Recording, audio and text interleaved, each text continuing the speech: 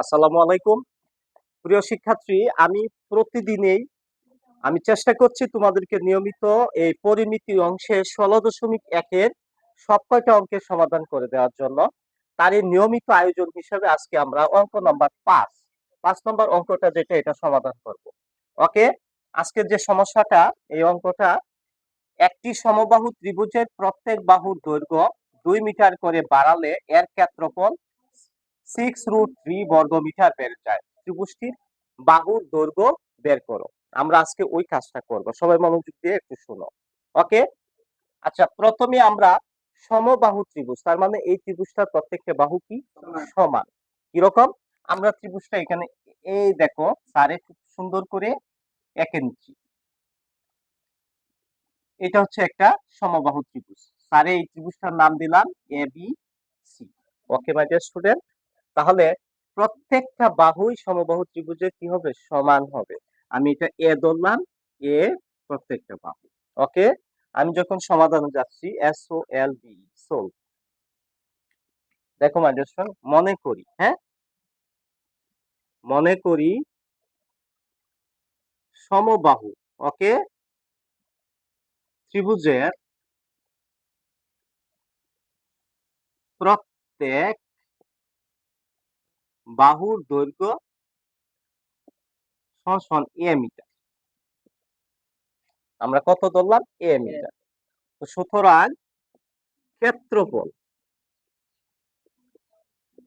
আমরা খুব চমৎকার ভাবে সমবাহু ত্রিভুজের ক্ষেত্রফলের সূত্রটা জানি, সেটা হচ্ছে √3/4 স্কয়ার বর্গ একক।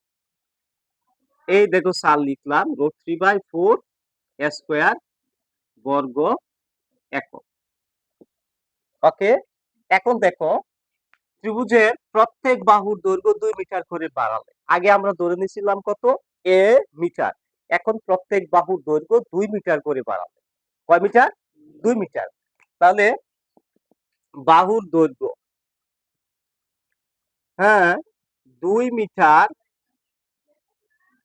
বাড়লে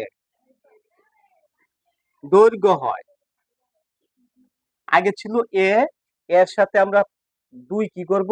যোগ করব, মানে A plus 2 metre. Okay my dear student, তারপর সুতরাং ক্ষেত্রফলটা কি আসে?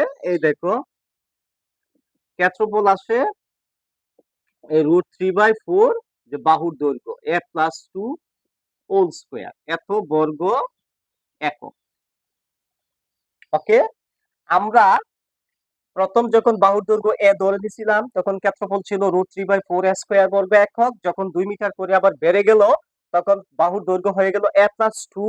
তাহলে ক্ষেত্রফল দাঁড়ালো √3/4 এ প্লাস 2 হোল স্কয়ার। তাহলে বাহুর দৈর্ঘ্য যদি বেড়ে থাকে, তাহলে ক্ষেত্রফলও বেড়েছে। তাহলে প্রথমটা থেকে দ্বিতীয়টা ক্ষেত্রফল কতটুকু বেড়েছে, এটা আমরা কিভাবে বের করতে পারবো? কতটুকু ক্ষেত্রফল বেড়েছে সেটা আমরা বের করতে পারবো একটা ক্ষেত্রফল থেকে যদি আরেকটা ক্ষেত্রফল আমরা কি করি? মাইনাস করি।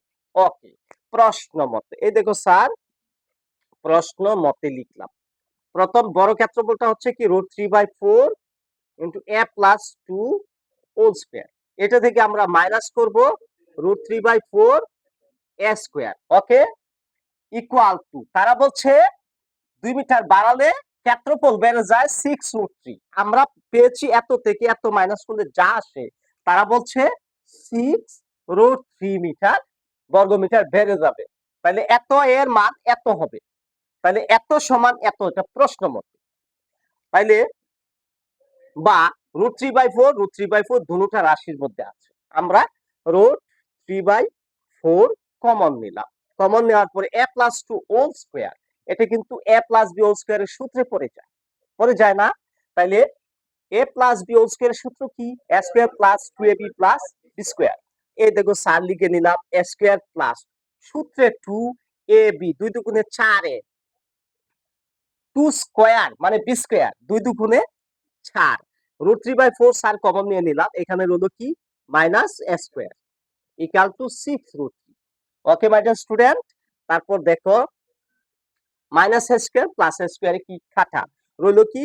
4a plus 4 equal to 6√3। এটা ইনটু অবস্থায় আছে, অপর পাশে গেলে ভাগ হয়ে যাবে। বাঘটাকে যদি আমরা পূরণ করে নেই তাহলে নিচেরটা উপরে যেয়ে বসবে আর উপরেরটা নিচে আইসা বসবে। তাইলে √3 ছিল উপরে, এটা নিচে বসছে, আর 4টা উপরে, বাঘটাকে সরাসরি পূরণ করে ফেলছে। তাহলে দেখো √3 কাটা।